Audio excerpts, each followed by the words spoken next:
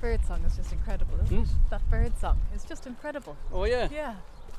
It's just amazing. And so we're here, and it's the third episode of the Organic Matters podcast with the Irish Organic Association, and the farmer is hosting a farm walk, obviously. Tom Dunne, thank you very much for having us. There's a big crowd here. Tom, give us a sense of kind of, I guess, where we are and how much land you're farming here. I'm farming 58 hectares. Yep. 35 which is owned, 25 of which is here in Ballinaslee, another 9 down the road in Ballacondra, just a mile away, and the rented land then is 3 or 4 miles away. And your tillage and your finishing beef cattle That's as well? right, yes. I finish approximately 100 cattle a year now. When I started in organics first, I was finishing around 40, and I have grown. Organics has evolved as far as I'm concerned, I suppose, between the finishing the cattle and introducing the tillage enterprise as well, without reducing my land area. So you didn't do any tillage before you got into organics? No. And so what was the idea behind it then? Expensive rations and expensive beef nuts. I mean, they're expensive now. I think a few Yes, people, well, a few people will probably be thinking about it now as well. 10 years ago they were 450, 500 euros a tonne dropped in the yard, so that wasn't on as regards large scale finishing. And then I said I might as well try grow my own and see how it goes, and that has actually never looked back. And I suppose I see the combi-crop, which is the wheat and the pea mixture, as the lifeblood of my beef enterprise. Yeah, I mean, it's kind of incredible as well, and you're obviously doing it well, because you're also Zurich Farmer of the Year a couple of years ago, and I think you were the first organic farmer to win it as well. So that's right. That must be nice, wasn't it? Very nice. Very nice for our family and my mother and my wife and family. You know, which was great. And sure, it's history now, and I try to keep up the standards, I suppose, of what I set for myself then. Well, I think you must be doing pretty well, because I mean, it was really interesting. I think something that you said to the crowd earlier, that you're really proud of, that you create all of the inputs for your farm inside the farm gate, essentially. Well, sure, I'm proud of the fact that I do that, because it's a lot more economical, number one. Because like last year was an exceptional harvest, and I have lots. The previous year wasn't so good, and I had to buy in a small amount, but the small amount accumulated to almost 8 grand, which is a lot in a small enterprise in my view, and it's very important. The whole rotation issue is very important in organics. One, the tillage complements the cattle, and the cattle complement the tillage, and your red clovers and your new grasses then fall in with that as well. Like when you're not using chemical fertilizer, you probably won't get as long out of your reseeds. So it's important to keep the circle turning, the wheel turning. And I guess, how were prices for you last year then, say in the beef side of things? How were prices per kilo? Beef prices last year were disappointing. Now, the conventional farmer got a right price hike last year. We didn't get that price hike. But in fairness, we have it this year.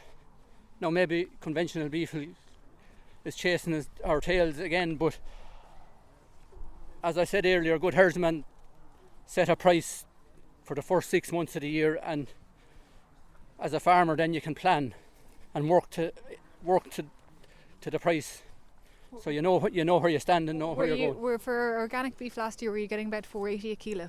Yes, my animals averaged over the course of the year. I sell all year round. My animals averaged 482 per kilos last year. I mean, conventional farmers now are looking at getting about around €5 a kilo. So that's for right. Organic, what are you hoping to get? I would be expecting my animals to average 540, 545 over the course of the year. Are you happy enough with that? Actually, look, you always want more, but I would be happy, yes. Yeah. I guess it's interesting as well, because you're very passionate about organic farming, and it's a farm walk, and where it's mainly, being geared towards, people learning about organic farming, because the scheme is opening up again now, and obviously in CAP there's a huge amount of funding, hopefully allotted to organics too. And we've an official here from the Department of Agriculture, Jack Nolan, and you put a couple of questions to him around, say, the 50% TAMS grant that's there, they're going to be there for organic farmers, and around double funding issues as well. I mean, What would you hope to see happen in the future in regards to CAP and organics? Well, I'd like to see a top up on the OFS payment for all organic farmers, new or existing. I mean, it's meant to be topped up by about €30 per hectare. Is that enough? You're pulling a face. I don't think it will not be. Not really, no. I would have expected a little higher. Yeah. I would have expected it. I would have thought 50. Okay. I would have thought 50 now, but look, maybe in the long term, if we can grow our percentage of organic farmers to 5 or 6%, in the long term, it might be better. And as the guy from Good Herdsman said, they have scope for more markets if the animals are there. Yeah, I get we're around the kind of the 2.5% now, and I think that's right. The overall goal is to get to 8% by. Yeah, well, I think that'll be very ambitious to get to 8%, but I think if we could get to 5% first, like, there is much more knowledge out there now as regards information on organic farming, and farm walks, grasses, seeds and all that have improved an awful lot. And I think compared to when I joined, there's a lot more knowledge there today than there was 15 years ago. Right, just opening the gate here. It's a Clover mix. Okay, I'll let you talk to the people. I'll catch up with you later. Okay, cheers, Tom. I'm here with Jack Nolan now, who's the head of organics in the Department of Agriculture. Jack, Tom was mentioning your name earlier. You're already famous or infamous. Can you give us just an overview of the budget for organics in the next CAP and kind of the department's intention around it? So the budget is going up fivefold to 256 million over the next 5 years. This year there's 21 million allocated, so anybody that's thinking about coming in should definitely get their application in by the 8th of April. But from next year on, we have a fivefold increase, plus there's an increase in the funding available under TAMS to organic farmers. It'll go from 40 up to 50% for organic farmers. If you're a young farmer or a female farmer, obviously you'll be open to the 60%. As well as that, there's a grant available for processors, so someone that's selling or maybe bagging potatoes or grinding flour. There's an organic processors grant available there. We're also talking to colleagues in the Office of Government Procurement around making organic food available, say in public canteens and in hospitals and things like that, because this is what's happened in Denmark, in Austria and across Europe, and it puts a baseline there for organic produce. It'd be kind of amazing in a way to go into a school or to go into hospital or go down and it'd be kind of organic and it'd be Irish and it would be sourced as well. Yeah, that's the key thing, I suppose. We start with local food and then local organic food, if that's available there. So there are areas around the country where there are people, that we could be doing that. So it's something we're looking into. The tenders there are probably still tied up for a year or two. But it is something that we'd like to develop and bring forward, It's still a pretty low base, though, of organic farmers in Ireland. Was there about 1,500 beef farmers, there's 62 dairy farmers. You probably know the rest better than I do, but there's only about 2.4% of farmers in Ireland are organic at the minute. I mean, what's the department's ultimate aim here? What do you want to get to? It's tiny, to be honest, at the minute, but I think it's never been seen and never been supported enough before. Like this year, the department has already met with Teagasc and they've really ramped up their programme around the advisory service available to organic farmers. Recently, the Agricultural Consultants Association, so the private advisors, received funding to attend training in organic farming, because a key thing is that farmers are comfortable, that they have someone there to ask for advice, because you must remember this is a huge change in practice for farmers. In 2020, the Irish organic market grew by 16%, so it's the third highest growing in Europe. Around the world, the market for organic produce in 2020 was 120 billion, with 44 billion of that sold in the EU. So there's a huge market there that we want to tap into. I think a lot of the farmers who are here today and listening, they've come because they want to learn, and a lot of them have their heads very screwed on. And Tom, talking to him, he's got his head very screwed on, and he was a little bit critical of the Department of Agriculture, because in terms of the CAP policy that's coming out, the per hectare payment, everyone's wondering what the increase is going to be. I guess as well, the 50% for organics, I think some people were hoping it would be a 60% grant for organics. I mean, what would your kind of response to Tom's criticisms be in that regard? He said you had a big budget and he'd be very, very open to you sharing a bit more of it. Yeah, well, I suppose whether you're organic or conventional, generally speaking, you're going to be critical of the department. The CAP information meetings have started. We were up in Mullingar there on Wednesday night. I'd encourage people to come along to those and raise any issues that they have, because the department are there to help and to listen. Our CAP strategic plan is in draft form with the EU Commission at the moment, and there's a target there in Farm to Fork to get to 25% organic area. If they feel, along with us, that we're not going to achieve those targets, well then changes will have to be made. I think a really important point that Tom mentioned was when he went organic, he said it was 2008, one of his biggest fears was around what would the neighbours think, or one of his biggest thoughts, because you've said it yourself, there's a small number there. So it takes a mindset change as well. Are you open to seeing a few weeds in the field? Because the place is not going to be spotless. But the figures he gave on profitability are way ahead of anything. They are, and they're very impressive. I guess one of his areas of concern, and it's come up a few times, is the double funding issue as well. And he's asked, so say for example, currently, there are double funding issues where if organic farmers are in gloss, they can't get double payments on that, and it has been an issue in the past. Is that going to be an issue going forward in the next CAP? I suppose there's a new scheme coming in next year called Eco Schemes, and there are measures proposed there. The only one that organic farmers won't be able to avail of that I know of is for reducing chemical fertiliser, which is fair enough. How can you pay someone that's not using it to reduce it? So that's all the eco schemes covered. On the new agri-environmental scheme, we're still talking to colleagues about it. We're very aware of it. This is an issue across Europe. I'm not able to give you a guarantee today that everything will be resolved, but we're aware of it. It was raised at the CAP meeting the other night, and we'll be doing everything we can to make sure that organic farmers aren't in any way disadvantaged. I suppose you must remember this target of 7.5% is in the programme for government, so it's an Irish government commitment that we're going to get there, so it'll receive every support possible. Jack, thank you very much. We'll catch up with the rest of them. So we look at the housing here first, and then we'll go back and look at the So it's come to basically the end of the farm walk, and we're all having a cup of tea and some sandwiches and cake. It's quite nice, isn't it? It is, yeah, it's really nice cake. Nice. Yeah, and really organic nice. sandwiches and everything. Yeah, it's great. And I'm joined by two people here. Do you want to introduce yourselves? Peter, my name. I'm Kaylee.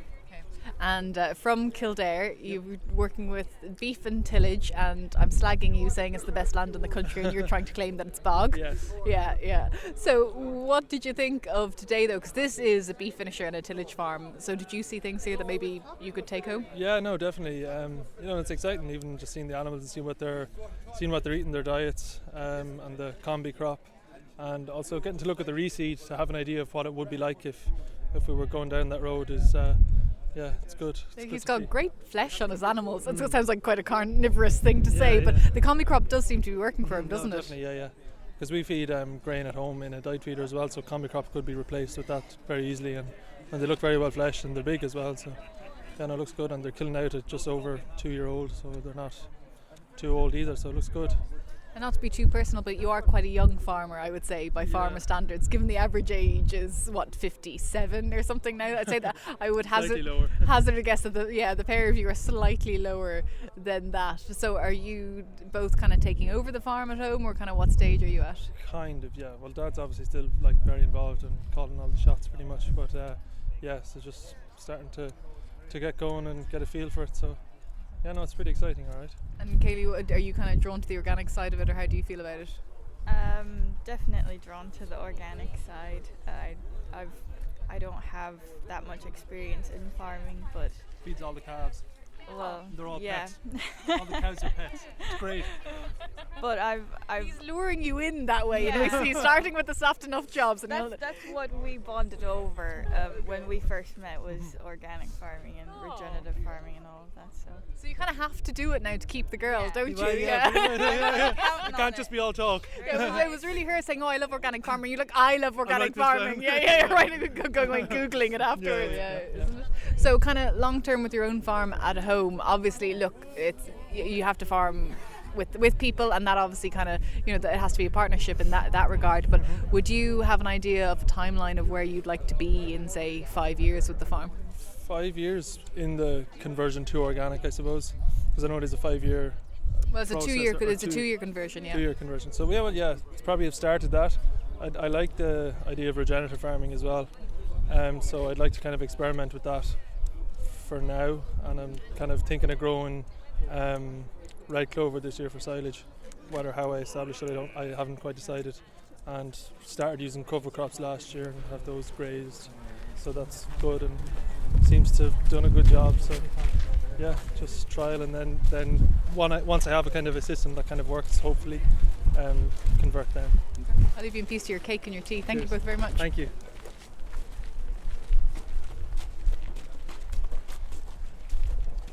And so we really have come to the end of the farm walk this time. There's lots of chat going on. It was very interesting, and I'm back here with Tom, farmer. Tom, I guess we'll talk about a few things, but first of all, combi-crop.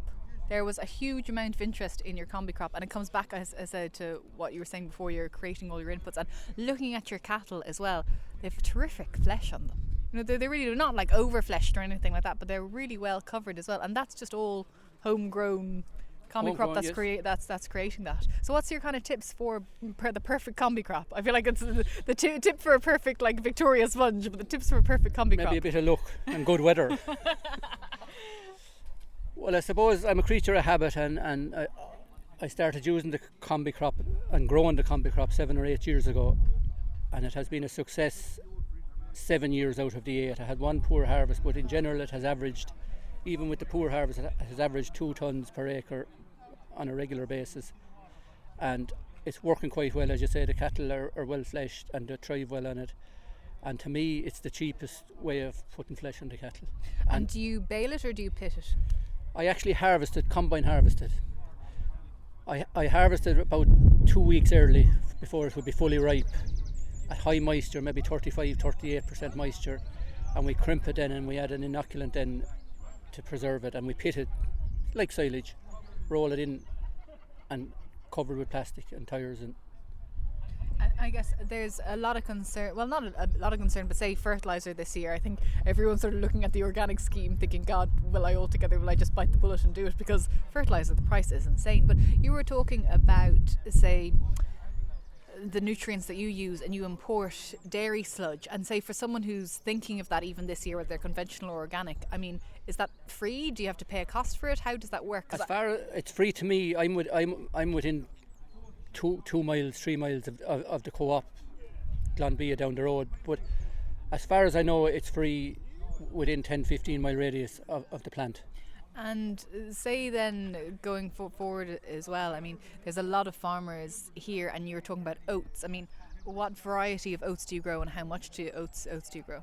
Well, this is only my 4th year growing oats, and I would have started off at 10 acres, and I've grown it to 23 last year, and that is a cash crop. I sell that, and I normally grow husky oats. Is that for Flavins, or who is it for? It's actually for Glanbia. Okay. Glanbia have a small contract for organic oats, and their contract is filled mainly with leash growers.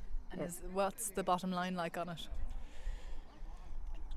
380-400 euros a tonne, depending on moisture and kph. And you were saying that you'd rented land recently, and something interesting happened when they were ploughing it. It's land that's been organic for a very long time. That's right. I think it's my 3rd year in this rented land now, and the first year I would have grazed it, but I have ploughed it since, and I grown the combi crop there last year. But the first year we ploughed the land, I actually stopped the contractor to get down and have a look. We were ploughing up worms literally as thick as your finger, and hundreds of them. They were literally all over the place. And to use the contractor's words, he said he hadn't ploughed land where the crows and the seagulls came in behind him. He said that died out years ago, but the crows were flocking behind the plough, as we remember when we were kids ourselves. It's amazing. And I guess there's a good few farmers here today, and I was talking to a pair that are thinking about converting to organic. For anyone listening who's thinking about converting to organic, what are your thoughts or tips for them? Well, I think if there's someone thinking of converting and they have a farm that's suitable for tillage, cattle, they can build a rotation system between the clovers and the cereals and their cattle enterprise or whatever. That's the best. And I mean, but in terms of for you as well, your bottom line before and after organic, or even is it your bottom line in terms of the finances or your peace of mind? What is more valuable to you? What does organics give you more? Well, I suppose like everything in life, you have to find a balance. And when I joined organics first, there was a balance between a financial decision and an environmental decision, and which was first or second, I'm not sure, but it's certainly a decision I have absolutely no regrets about. Well, Tom, thank you very much. I'll let you get back. I think there's some cake left. This has been the Organic Matters podcast, brought to you by me, Hannah Quinn-Mulligan, and of course the Irish Organic Association, who are celebrating their 40th year of certifying farmers. If you want to find out any more information, you can go to their website, www.irishorganicassociation.ie, and there'll be another podcast coming up, so make sure to tune in and subscribe on whatever podcast provider you like the best.